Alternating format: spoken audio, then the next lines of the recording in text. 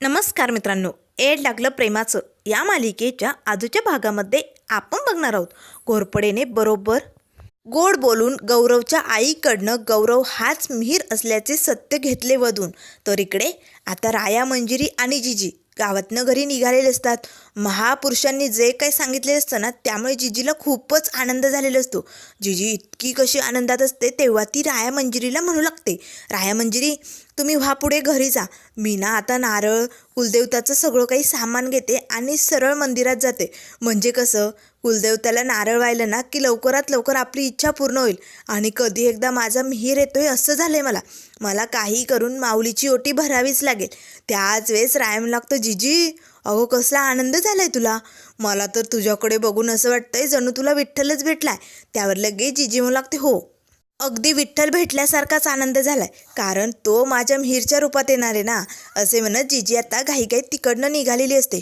आता मात्र राया जिजी दोघेही खूप आनंदात असतात, पण मिसपायर मात्र टेन्शनमध्ये असते, कारण खरंच जर मिहीर आला तर तिच्यापुढे अनेक प्रश्न उभे असतात. तर इकडे आता गौरवची आई घोरपडेने सांगितल्याप्रमाणे बॅगमध्ये 50 लाख रुपये भरत असते. त्याच वेळेस सगळ्या नोटा आता बॅगमध्ये भरताच ती बॅग बंद करते आणि लगेच तिकडनं निघणार तेच गौरव येतो आणि मला लागतो, मॉम कुठे निघाली तू. त्याच वेळेस आता ती जरा गडबडते. आता तिला थोडासा घाम आलेला असतो, तिचा चेहराही पडलेला असतो, काय उत्तर द्यावं तिला काही सुचत नाही. तेव्हा गौरव मला लागतो, मॉम अगं मी काय विचारतोय, कुठे निघाली आणि तुला कसलं टेन्शन आलंय का. नाही मॉम, म्हणजे तुला कोणी ब्लॅकमेल तर करत नाही ना. त्यावर लगेच त्याची मॉम म्हणू लागते, नाही रे गौरव, असं काहीही नाही. अरे मला ना जरा बाहेर जायचं होतं मैत्रिणीकडे, त्याचाच विचार करत होते.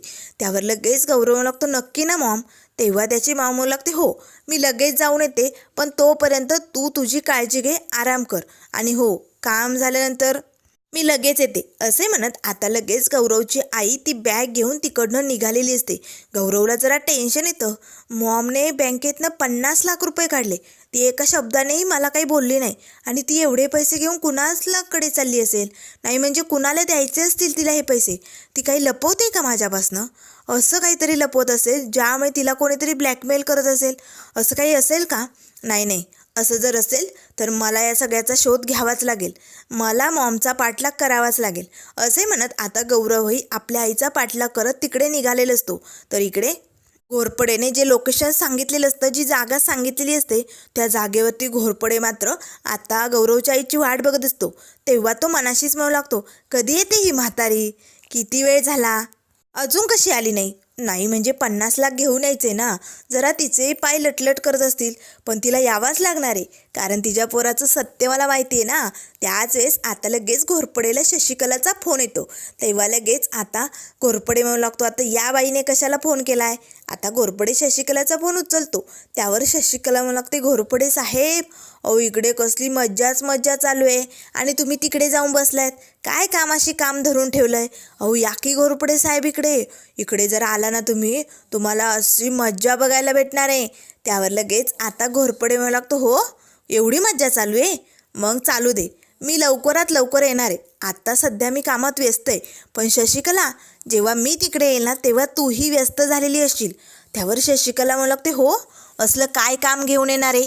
त्यावर घोरपडे म्हणू लागतो, शशिकला मी मोठा बॉम्ब घेऊन येणार आहे आणि ज्या बॉम्बमुळे राया मंजिरीचा हा जो सुखाचा संसाराचं घरकुल आहे ना, ते असं पत्त्याच्या घरासारखं तुटून पडणार आहे. आता शशिकला खुश होते आणि म्हणू लागते, हो म्हणजे डायरेक्ट राया मंजिरीला उडवणार आहे की काय तू त्या बॉम्बने. त्यावर घोरपडे म्हणू लागतो, तसंच समज, त्या राया मंजिरीचा सुखी संसार मोडणार आहे आणि लवकरच तो बॉम्ब घेऊन मी पंढरपुरात हजर होणार आहे, मग बघ मज्जाच मज्जा येणार आहे. त्याच वेळेस आता समोरच लगेच गौरवची आई येताना दिसू लागते. तेव्हा घोरपडे म्हणू लागतो, चल ठेव कस्टमर आले वाटतं. असे म्हणत घोरपडे पटकन आता बाजूला जे बांबू ठेवलेले असतात त्या पलीकडे जाऊन लपून बसतो. आता गौरवची आई ज्या ठिकाणी सांगितलंय त्या ठिकाणी बॅग घेऊन पोचलेली असते. तेव्हा घोरपडे लगेच आता बाजूला लपून तिला कॉल करतो. आता गौरवची आई फोन उचलते. तेव्हा लगेच आता घोरपडे म्हणू लागतो, मॅम तुम्हाला जिथे बोलावलंय तिथे तुम्ही पोचलायत, ती बॅग खाली ठेवायची, न मागे बघता सरळ इकडनं निघून जायचं. मागे वळून जर बघितलं तर त्याचे परिणाम काय होतील माहिती आहे ना, तुमच्या पोराचं सत्य उद्याच वर्तमानपत्रात येऊन जाईल. तेव्हा लगेच आता त्याची आई म्हणू लागते, नाही असं करू नका प्लीज, मी तुमच्यासमोर हात जोडते, तुम्ही सांगितले तेवढे 50 लाख मी आणलेत, पण माझ्या मुलाला हे सत्य कळू देऊ नका हो. त्याच्यापासून हे सत्य दूर ठेवा आणि पुन्हा मला कधीही कॉल करू नका. असे म्हणत आता लगेच गौरवची आई ती बॅग खाली ठेवते आणि तिकडनं निघालेली असते. त्याच वेळेस आता घोरपडे पटकन पुढे येतो आणि ती बॅग उचलतो. तेवढ्यात घोरपडेच्या मागे आता मिहीर म्हणजे गौरव लपून बसलेला असतो. तोही आता बाहेर येतो. घोरपडेने उचललेली बॅग ही माझ्या मॉमने ठेवली म्हणजे याचा अर्थ काय होतो? आता मात्र हे सगळं बघून गौरवला जरा धक्काच बसलेला असतो.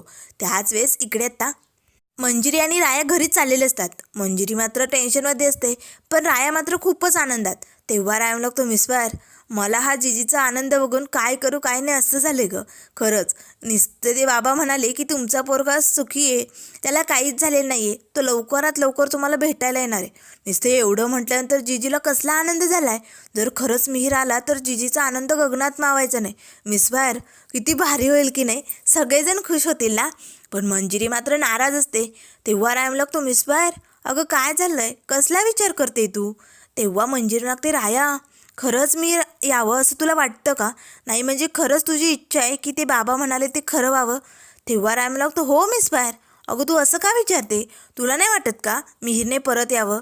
अगं मिहीर जर परत आला तर सगळे किती खुश होतील, आपल्या सगळ्यांना किती आनंद होईल मिस्टर. तेव्हा मंजिरी लागते, राया सगळ्यांना आनंद होईल रे, पण तू पुढचा विचार करतोय का? तेव्हा राया लागतो, मिस्टर म्हणजे काय म्हणायचं आहे? त्यावर मंजिरी लागते, राया तू माझं सर्वस्व आहे. माझ्यासाठी तू शेवट आणि तूच सुरुवात. तू जर माझ्यासोबत नसेल तर मला काहीच जमणार नाही. म्हणजे थोडक्यात माझा मृत्यू झाल्यासारखीच गंमत आहे. माझा शेवट आहे रे, मला तुझी सोबत हवी. पण राया जर उद्या मिहीर आला, तू जर चांगला असेल आणि तो जर माझ्या समोर येऊन उभं राहिला तर आपल्या दोघांना कोणी दूर तर करणार नाही ना. राया मला भीती वाटते रे खूप. तेव्हा राया लागतो, मिस्पायर अगं काय बोलते तू? अगं आपल्या दोघांचं प्रेम हे 7 जन्मासाठी, आपल्या दोघांना कोणी दूर करू शकत नाही. आणि मग ही नियती काय दूर करणार? नाही नाही मिस्टर हे शक्य नाही. तू काळजी करू नको, किती बी काही येऊ दे, मी तुझी साथ सोडणार नाही आहे मिस्टर. मी तुझ्यासोबतच असणार आहे, त्यामुळे काळजी करू नको. जरी मिहीर आला तरी हा राया आयुष्यभर तुझ्यासोबत असणार आहे. कारण तुझं आणि आपलं किती प्रेम आहे हे सगळ्यांना माहिती. आपल्याला कोणी दूर करणार नाही. ही नियती असू दे नाहीतर मग काही असू दे. आता मात्र मंजिरीला जरा रायाने धीर दिलेला असतो, त्यामुळे दोघेही आता घरी निघालेले असतात. तर इकडे घोरपडे आता हळूच पाठीमागे वळून बघतो तर त्याला गौरव दिसतो. आता घोरपडेला धक्का बसतो. अरे बापरे, मी ही बॅग उचलली खरी, पण हा गौरव माझ्या पाठीमागे. आता जर याने मला पकडलं तर? नाही नाही नाही, सगळा बनवलेला खेळ बिघडून जाईल. नाही नाही, मला काहीतरी करावं लागेल. असे म्हणताच घोरपडे आता चालाकी दाखवतो आणि मला लागतो, मॅम थांबा. आता मात्र पुढे असणारी गौरीची आई थबकते आणि पाठीमागे वळून बघते तर पाठीमागे घोरपडे आणि गौरव दोघेही असतात. तेव्हा आता तीही जरा घाबरते. त्याच वेळेस घोरपडे मला लागतो, मॅम अहो तुमची बॅग राहिली होती. अहो मॅम बॅग सोडून कुठे निघाला होता तुम्ही?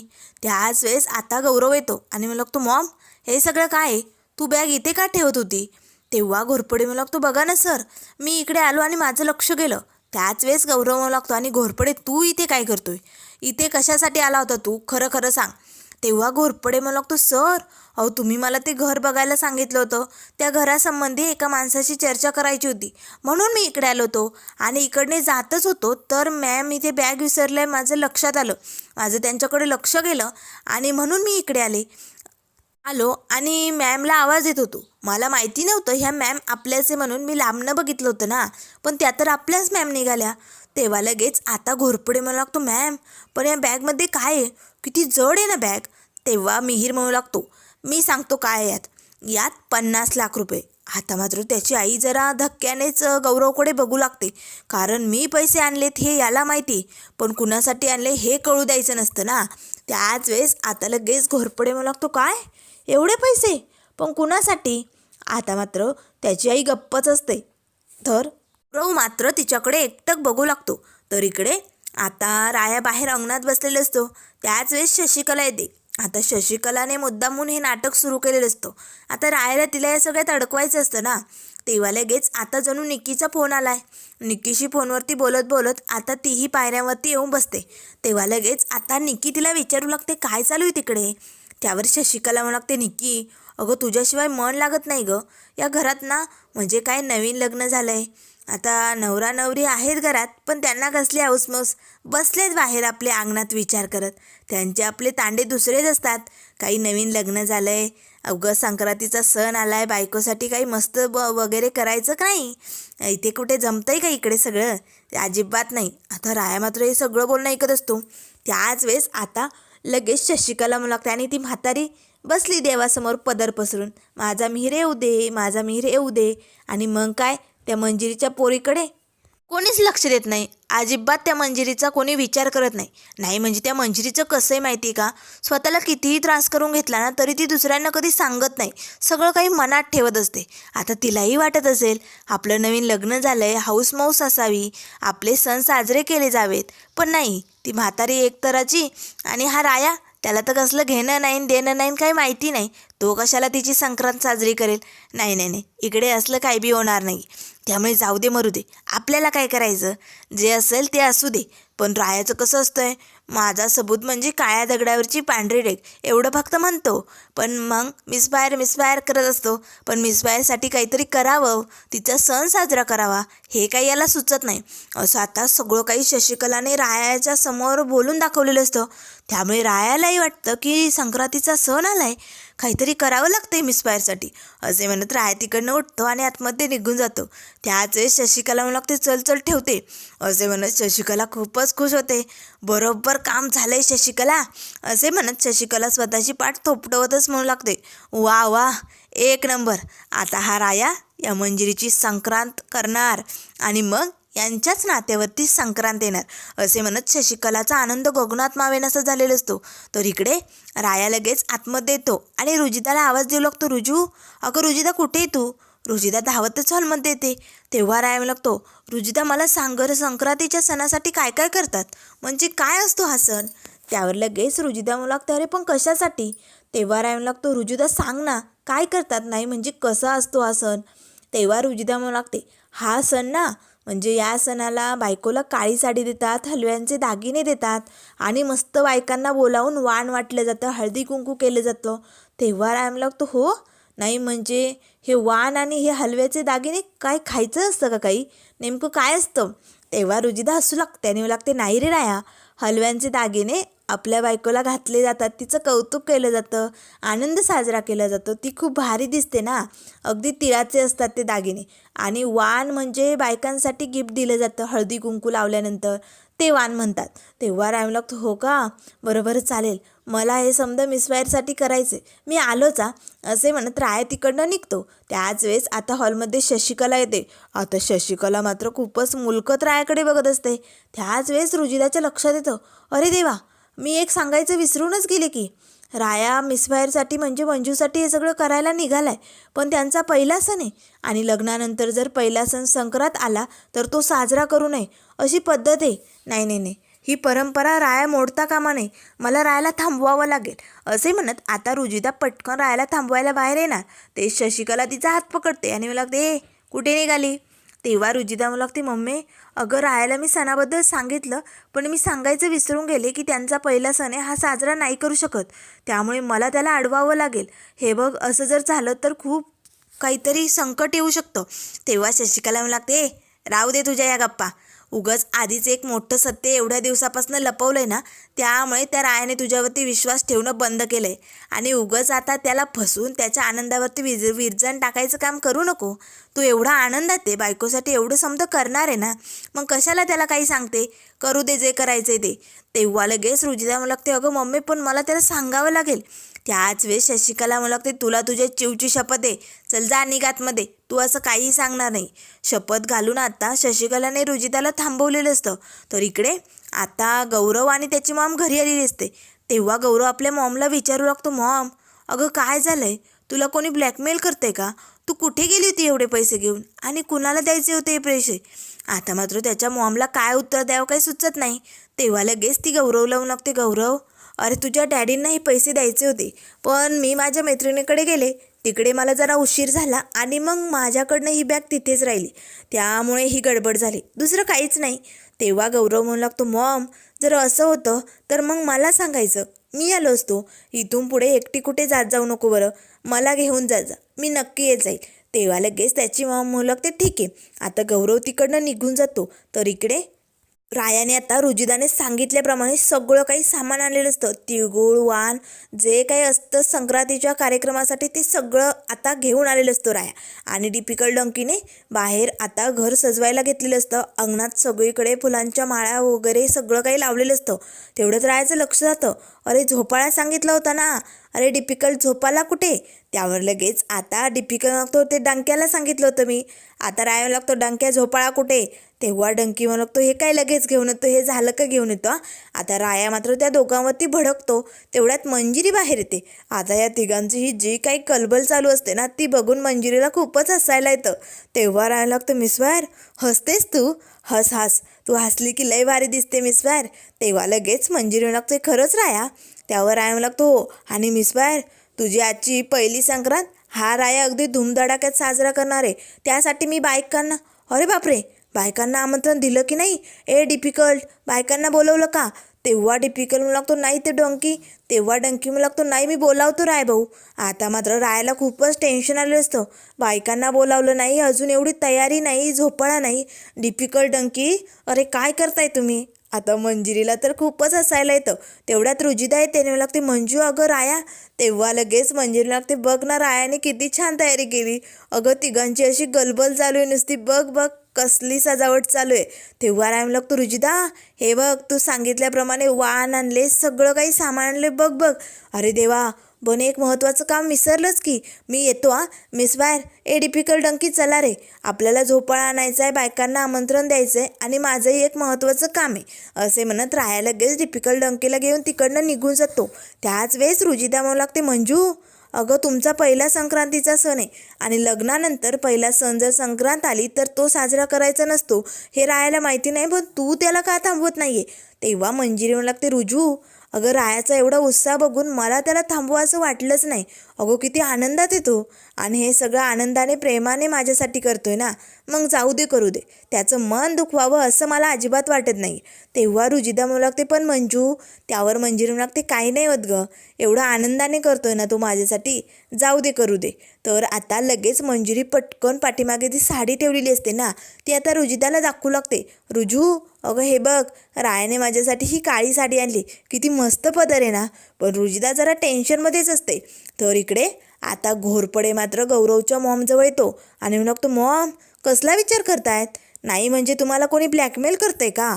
आता घोरपडेला समजा काही माहिती असतं, त्यामुळे बरोबर घोळात घेण्यासाठी गौरवच्या मॉमला आता तो विश्वासात संपादन करण्यासाठी आता खूप काही काही गप्पा मारू लागतो.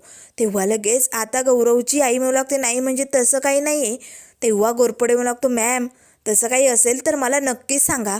हे बघा मी अगदी तुमच्या मुलासारखा आहे, मी सरांना काहीच सांगणार नाही. नाही म्हणजे कोणी ब्लॅकमेल करतंय का?